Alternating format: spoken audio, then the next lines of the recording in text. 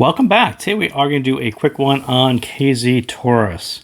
So Taurus, I think, is a Keep Hi-Fi exclusive. They probably contracted KZ to make this for them, and it kind of follows a tuning that they had in mind as opposed to following kind of what KZ has done recently. So here it is up close. So first, kind of the front panel looks similar to some other ones, but this new round inset's kind of a little bit different, but you do get a steel screw instead of the brass screw. The shape is actually kind of similar to, I don't know, maybe even Zenith, but again, done all in resin. So what's special about Taurus is right there, kind of what you can see there. So that is dual 8mm, and they call them horizontal, and you can kind of see the little tube connecting them to the nozzle. So yeah, kind of a cool configuration, dual 8mm. Over here, when you see this plate like that, that typically says that they have a switch version of it, and maybe they're not going to release it, but that's essentially what this one is sort of designed to have the switches there. And if you look on the back of the box, it actually does indeed say that there was a switches version, but I don't know if they are going to actually release it. I don't know what that would have done, but yeah, it was just kind of interesting to see the panel there and kind of recognize that they've done that on other sets. And typically the switchless version looks pretty much like that with the panel there.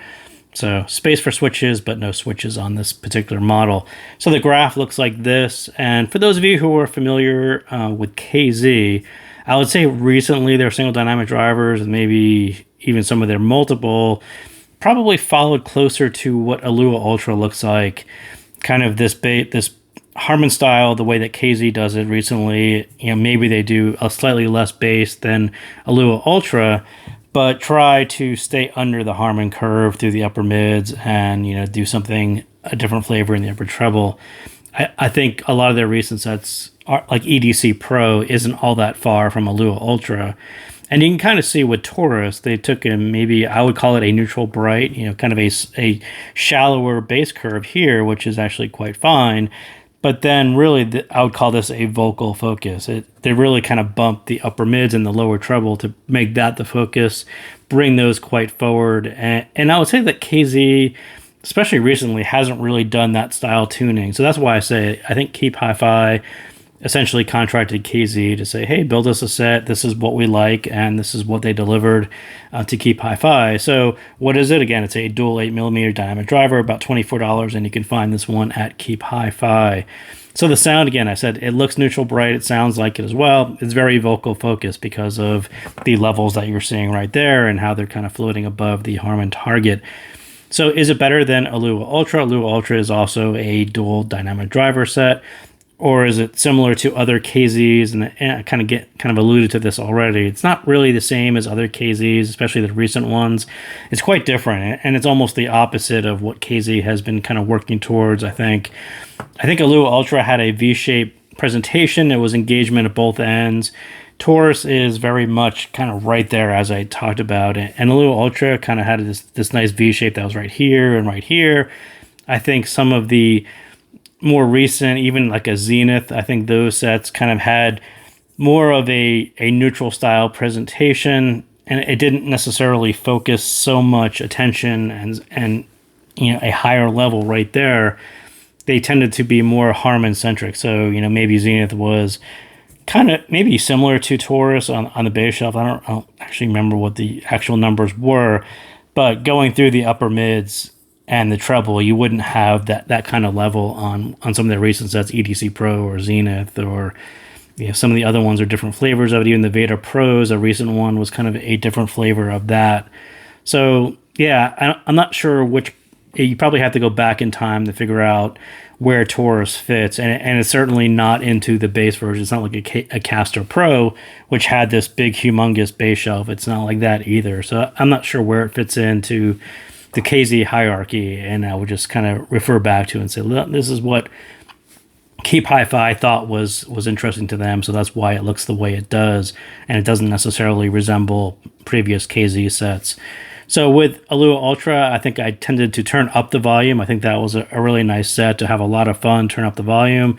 Taurus is actually better lower, and I'll kind of get into that in a second, why it sounds a little better lower. And not too hard to think about it. That much upper mid, that's going to dominate the sound signature, so you don't necessarily want to turn up the volume and bring that any more forward. That will become a little bit too dominant.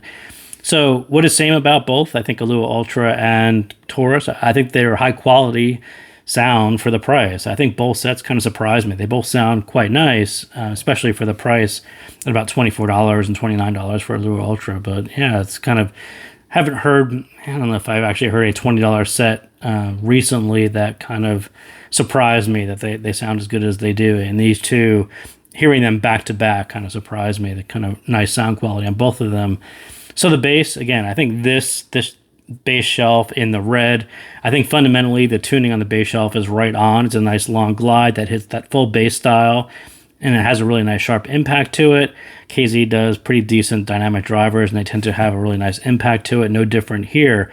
And I think it's a little bit of a change from some of the sub bass heavy sets that you get at about $20.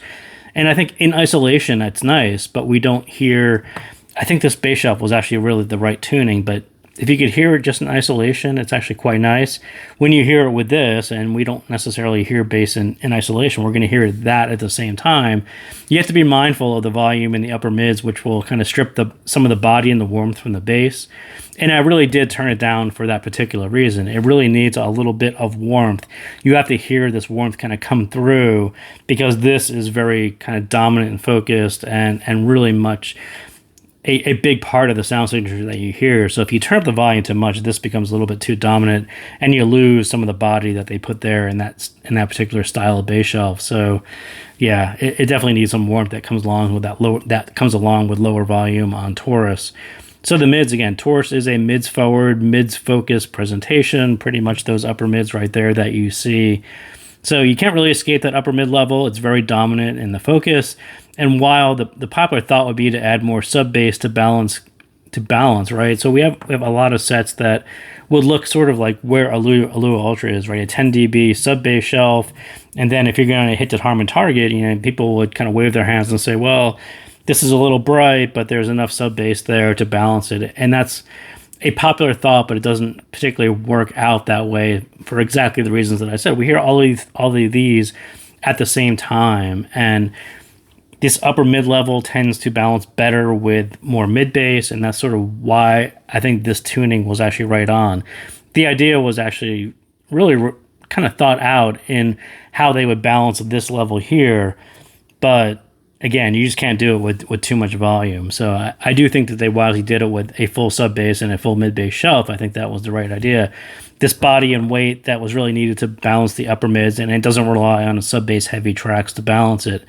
And really the opposite of Alua Ultra music, right? I think Alua Ultra was higher energy, bass treble engagement. Taurus is kind of right in the middle. Those vocal tracks that I skipped on Alua Ultra, those tended to sound a little bit better. Again, just a nice balance of some bass, some treble, really focus on this vocal focus. That's sort of what sounds good on Taurus. But yeah, I would say between these two, they were pretty much the opposite of how I listened to it and what tracks I listened to. There wasn't that much overlap between the two, because I really liked EDM and higher energy tracks on Alua Ultra.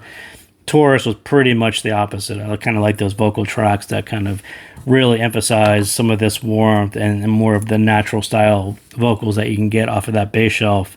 So the treble, and as I said with Alua Ultra, it has a really nice lower to upper treble balance.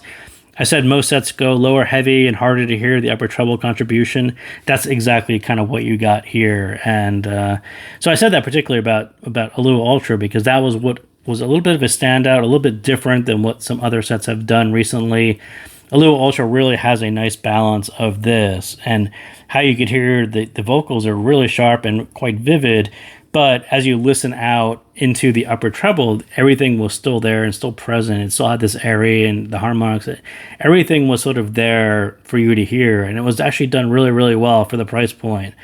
And then I said, well, Taurus or other sets typically do exactly what Taurus does. They throw a really heavy vocal bit right here, and that's what you hear.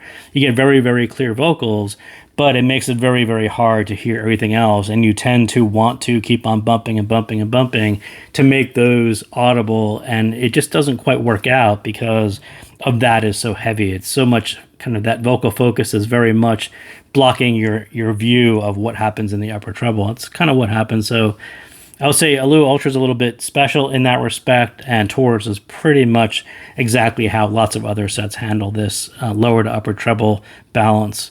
So the stage, again, I think Alua Ultra did really well on stage because of the balance and the control on the bass. Taurus is very much more typical for the price point. Nice bass, but it sounds smaller than Alua Ultra. And again, this when you throw the balance off in this way, it's just going to be reflected in the stage. So again, much like the treble, the stage is very much typical of what you would find at about $24. So nothing too special there, whereas Alua Ultra actually did kind of impress me with what it did with the balance and how that was reflected in the stage. So that is what I got on KZ Taurus. So again, thank you guys for tuning in, and I will see you next time.